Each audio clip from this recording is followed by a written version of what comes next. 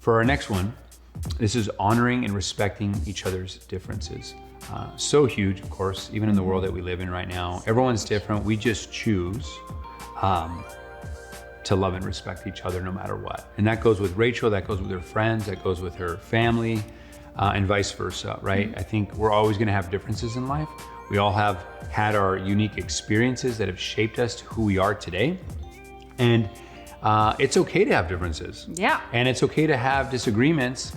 It's like that agree to disagree. I used to hate that, but it's like, okay, we'll just agree to disagree. It's okay. Yeah. Because I rather grow and love and have memories with you and have experiences with you rather than just getting in the nitty gritty, small, lower frequency, like, whoa, right? Yeah. And so I think that's so huge, especially in the world that we live in right now.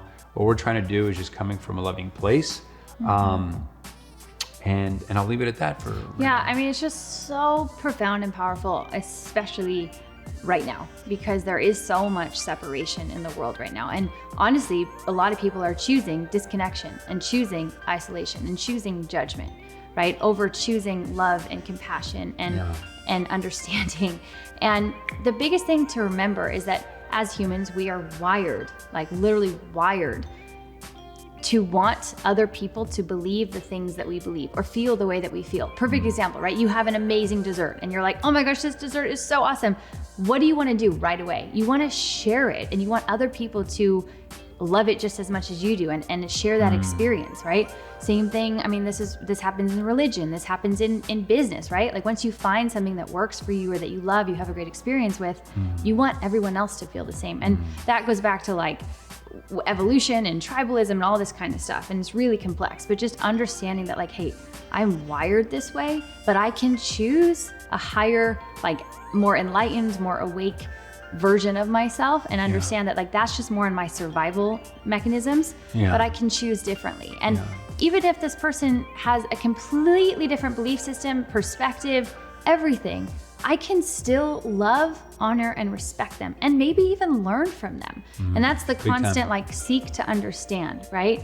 That so many times we make these judgments or we, push people aside or we hate on them because they think or believe differently than us. When all you have to do is ask those really powerful questions, right? And get really curious about, I wonder why they believe that. I wonder where that came from. And I wonder, like, just to understand, like, there are so many different ways of being in the world, right? And one is not like worse or better than the other. They're just different. And when you can really learn how to, it's really, again, it's your choice, right? Do you want to live with a bunch of judgment and guilt and shame and hatred? Or do you want to live with a bunch of like peace and wonderment and joy and awe?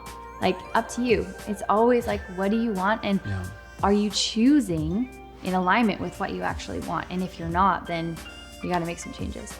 And those people that you may disagree with, like you said, you may learn a lot from them. They'll teach you the biggest lessons if you're willing to be still and ask yourself, what am I supposed to learn in this situation? What you'll find here soon in the videos to come, where we break down certain frameworks for you to have for the rest of your life, is people will, when you're in those disagreements, there's often times where you'll get triggered.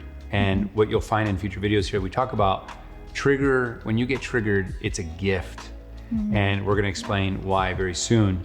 But the last thing I'll say with this is, because the quality of your life is based on the quality of your relationships, all relationships, right? We're not just talking about relationships between Rachel and I, it's others, your friends, your family, your strangers. Because we got something going on, I feel called to share this. And it's not necessarily, it's with anything. We always choose to ask powerful questions and to think differently, to choose differently, right?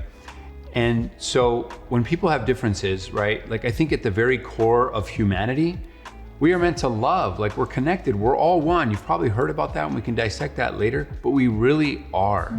And there's so much division right now. What we often talk about, and I'll just kind of have this very short story to kind of maybe make you think of things, is if you go outside, right? We're in the desert, and you have a jar in your hand and you find a black ant, and you pick up a black ant, put some black ants in the jar, and then you find maybe some red ants, you put some red ants in the jar, close it up. Well, they're just kind of like walking around doing their thing. They're just kind of maybe going up the wall of the glass jar, mason jar, right? But if I shake that jar, and this has actually been studied, there's been experiments on this, the black ants will start to fight the red ants because they think they're the enemy, and the red ants will fight the black ants because they think they're the enemy. But the question is, who shook the jar?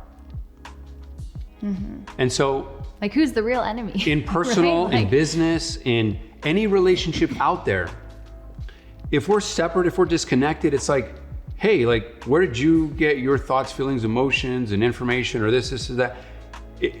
There's always something bigger that maybe we're not seeing, that neither party are seeing. At the end of the day, like, we're just humans, guys. We need to love each other. We need to respect each other. Because right now the world is hurting, and if we can come together, we can really help move humanity forward. We can elevate the level of consciousness in the world to make it a better place. At least in dissecting what we love about our relationships, I think that higher force is what drives us to be better for ourselves, others, and the world around us. And it's not to say that this is what you need to do. People just asked us, they wanted to see kind of behind the scenes. And these are some of the things that are very near and dear to our hearts, and just the way that we think. This is just our mindset. And so we were just being open and honest and raw and real as to what has made our relationship work. Yeah, and again, these are no particular order.